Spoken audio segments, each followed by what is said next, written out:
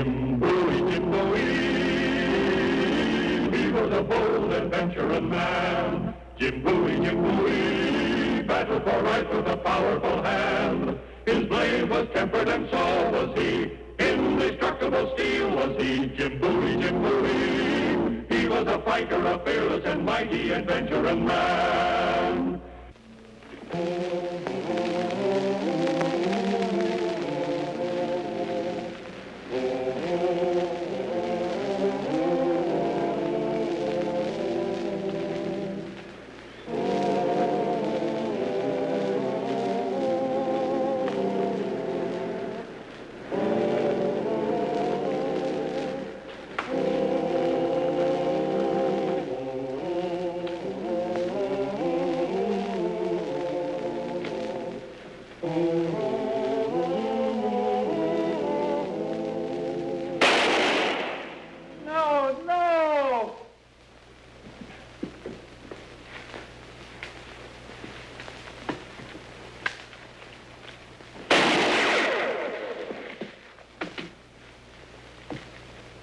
I have you in my sights, mister. I'll give you just 5 seconds to stand up and explain yourself. Would you by any chance be John James Audubon, painter of wild birds? Jim Bowie. Hello, John. How are you?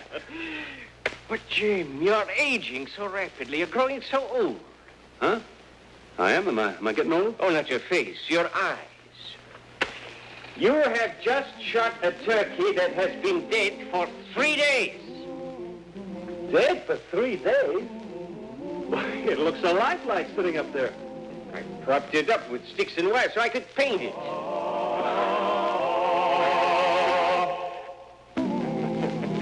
If you knew the trouble I went to even finding one.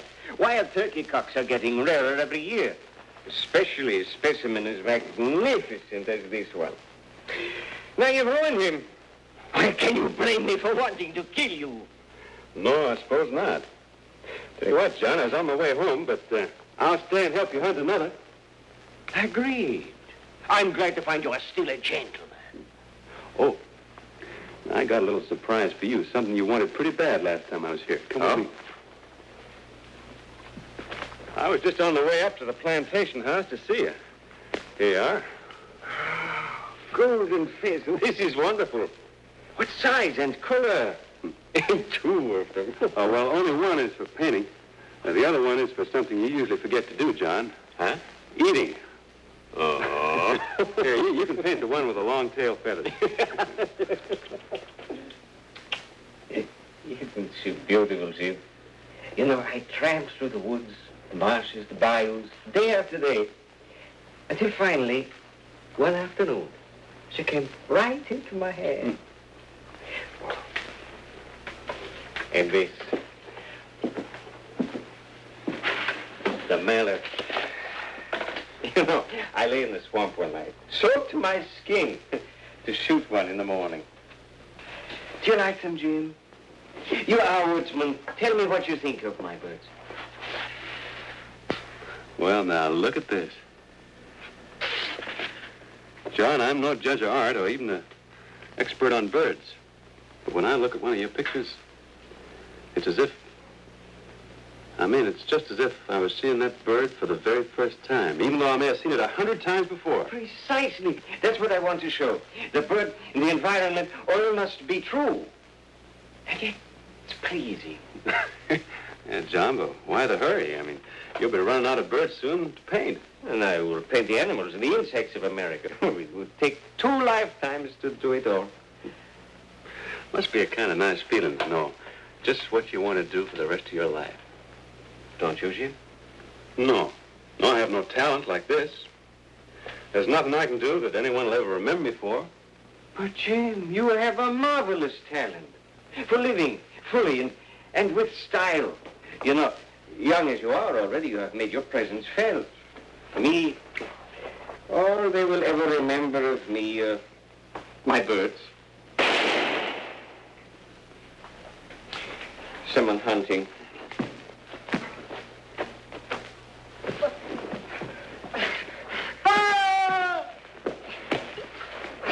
I say.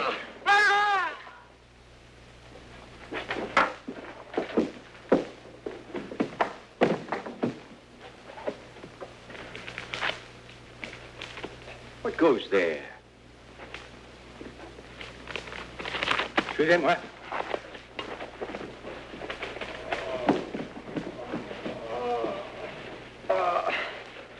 He's hurt bad. You stay with him. I'll see if I can catch him. Careful, Jim. They're armed.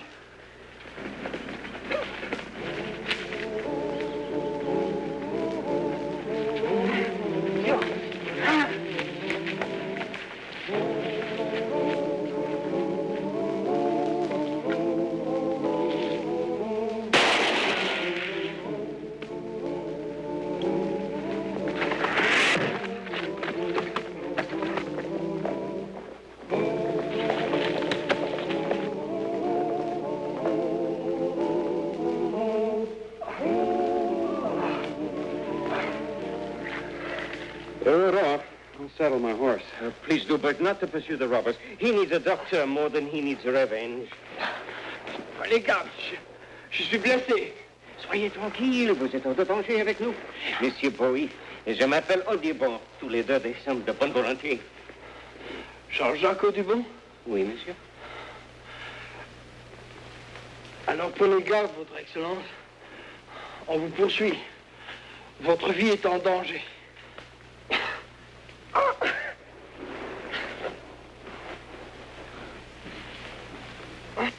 What do you say? It was very strange. He knew my full name. He called me sire. He said my life was in danger. Why would your life be in danger? I wouldn't know. You better ride to Baton Rouge for Dr. Menard. This one is in much more danger than I. Oh, and stop first at the plantation and have them send a wagon. Then bring the doctor there. The plantation to which Audubon brought the wounded Frenchman and Jim the doctor from Baton Rouge was owned by the Peary family of Feliciana Parish. Here, Audubon and his wife, Lucy, lived with their two boys, Lucy helping to pay their way by teaching school, Audubon by giving music and dancing lessons. Poor though they were, their quiet charm and artistic sensitivity made them warmly welcome in the leisurely way of plantation life. Where are the boys, Mrs. Audubon? I miss them. Well, they're staying with friends for a few days over in Latour Parish. Oh. Growing up fast, are they? You should see them. Very handsome young gentlemen they are, too.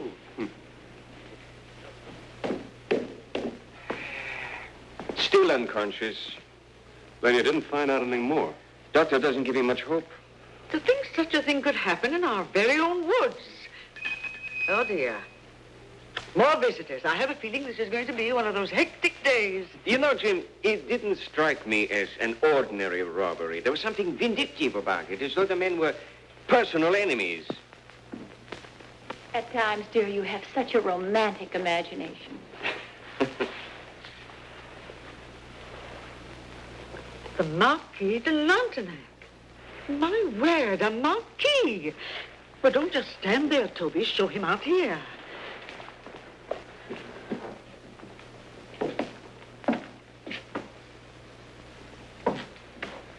Will you please pardon the intrusion, mesdames, messieurs? It is a rare honor to receive a Marquis.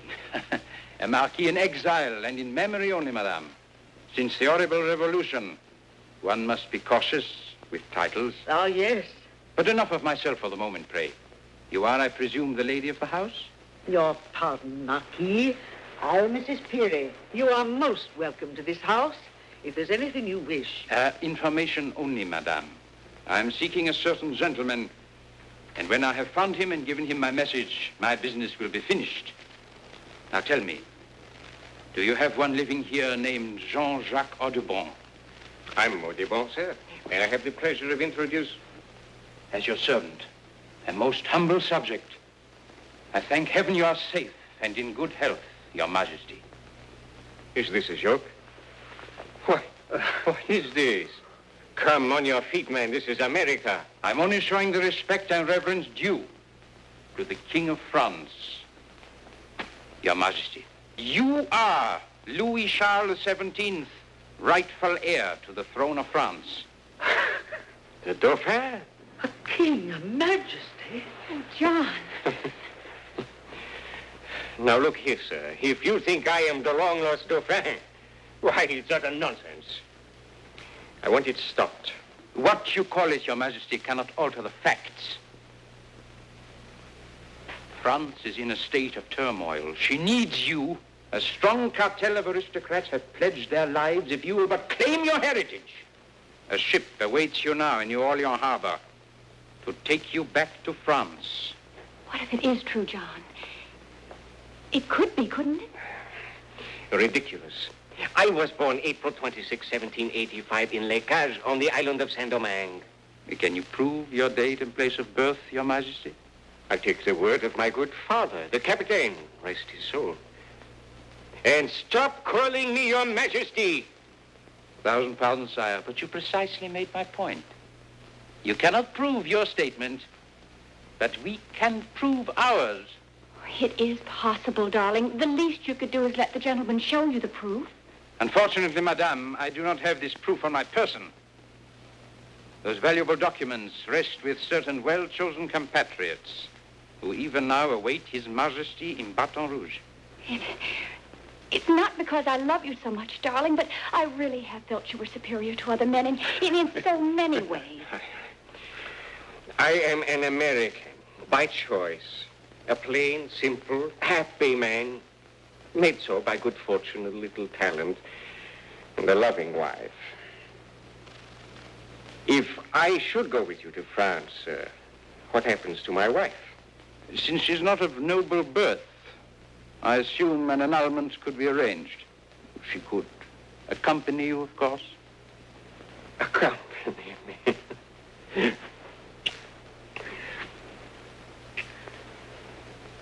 There is your answer, sir. Now, if you will excuse us. I beg to state to Your Majesty that You my... heard what he said, monsieur. You can at least respect their privacy. I respect your privacy, sir, and I respect you. But this is more than that. Your life is in danger. That's the second time today I've heard that warning. Why is my life in danger? You said the second time, sire. You were previously warned? This morning, also by a Frenchman. He lies wounded upstairs. This man warned you? Same as you did. We're still a little curious to know why. He didn't tell you? No, he warned me. He's been unconscious ever since. I shudder to think who this man might be. And I have permission to see him, sire. Well, I don't see why not. The sooner we get to the bottom of all this, the better. He'll take you out. This is very important, Doctor. May we see him? He's still unconscious.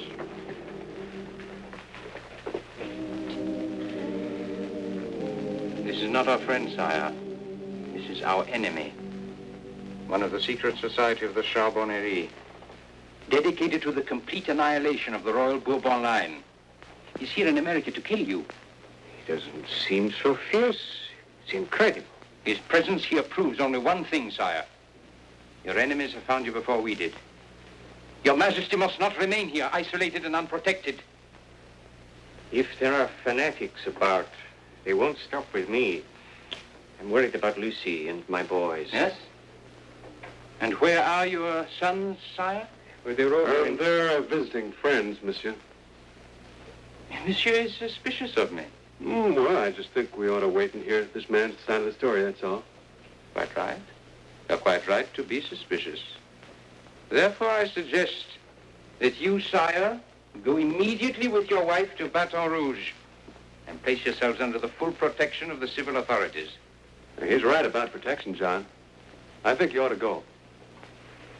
You coming, Jim? No, I'll wait here. If any more Frenchmen turn up to warn you your life's in danger, I'll take the message.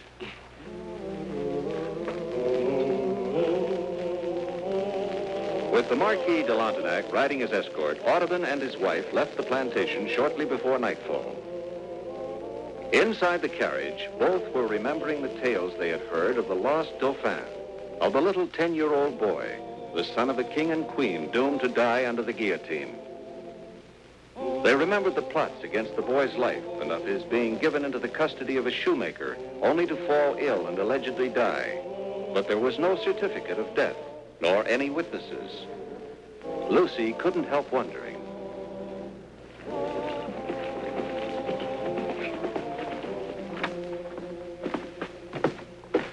Listen closely. He has little time left.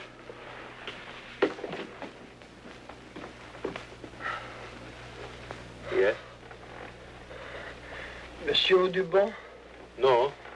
No, I'm his friend, Jim Bowie. What is your concern for Mr. Audubon? I have come to warn him. His life is in danger. The Marquis has already told us that. The Marquis? The Marquis de Antoinette. But that cannot be, monsieur. I am the Marquis de Antoinette. Don't lie to me. I am not lying. Easy, monsieur. Your wound's very grave. I know. I am dying. The other is the one who lies. He will kill the Dauphin.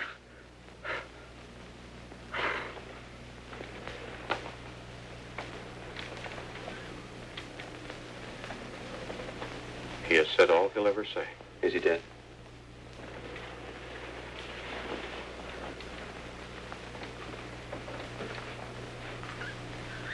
Do you think he was lying, Doctor? Who knows? If he wasn't lying, then the other one was, and he's taking the Audubons to Baton Rouge. I've got to go to Baton Rouge to make arrangements. I'll go with you. I haven't time to wait for you.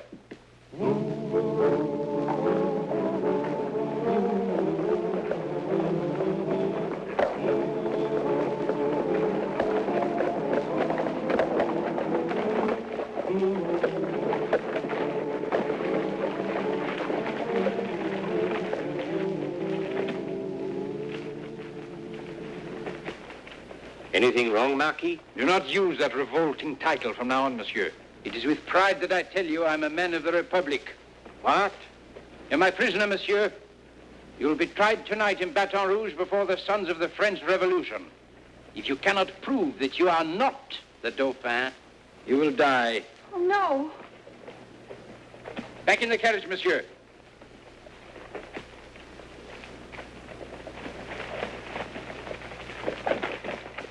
En avant, messieurs! Vive la République!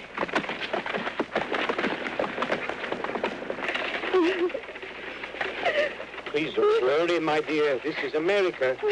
No Frenchman dare try me here.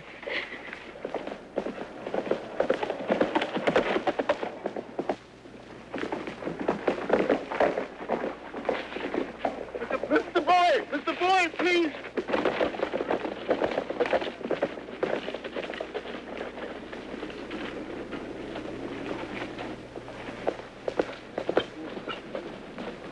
Stop that man! Shoot him!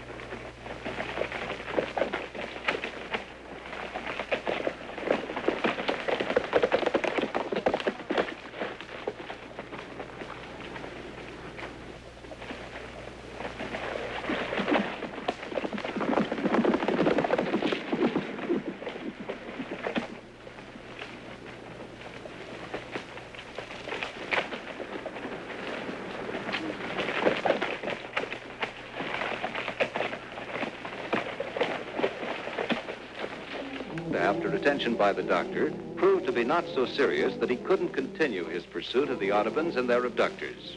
He and the good doctor spurred their horses toward Baton Rouge. By the time Jim and Dr. Maynard reached Baton Rouge, they had decided that Doc would alert the police while Jim inquired at the inn for information about a Frenchman answering the description of the false Marquis. Jim learned from the innkeeper that the Marquis de Lantenac had ordered his baggage sent to the steamboat warehouse near the landing. The man who gave such orders must obviously be the false Marquis.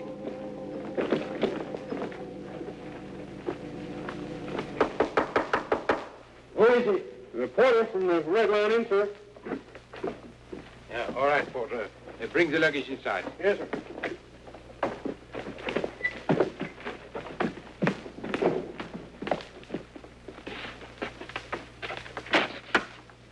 Put them over there, porter, with these things. Yes, sir. And be quick about it.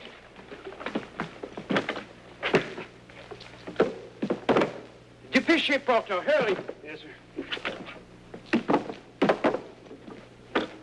All right. Here, this is for you. Thank you, sir. Just here. Make one sound, that'll be your last. Are the Audubons still alive? Are they? Oui, monsieur. Where are they? Over there. You take me to them. And don't think you can run faster or dodge quicker than this knife. Oui, monsieur. Go on, move.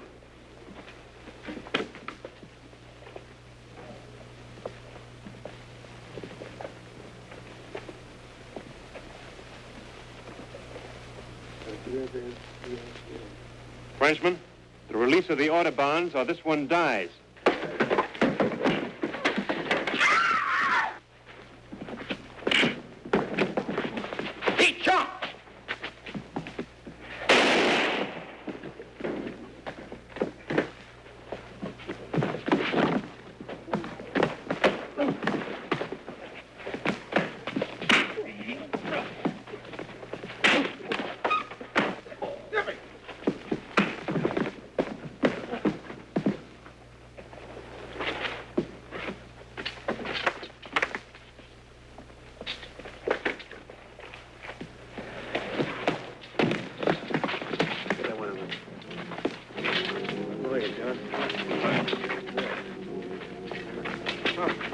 Are you all right, Jim? Yes, I am, Doc, but I'm glad you got here.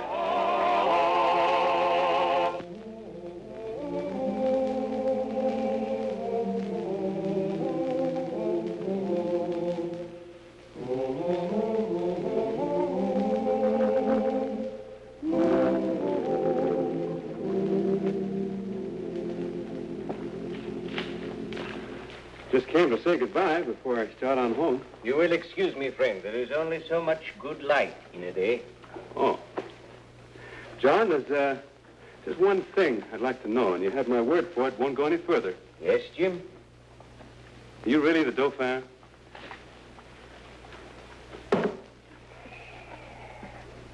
It might very well be that I am. I happen to think not. But even if it were, I would not exchange this and this for all the kingdoms in the world. Now, you get along and let me work. Yes, Your Majesty. Ah!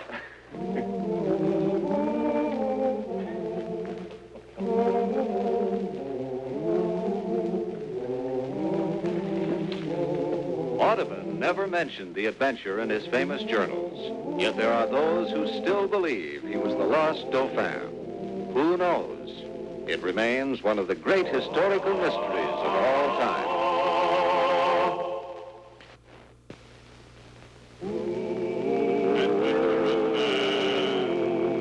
Adventurous man, Jim Bowie, Jim Bowie.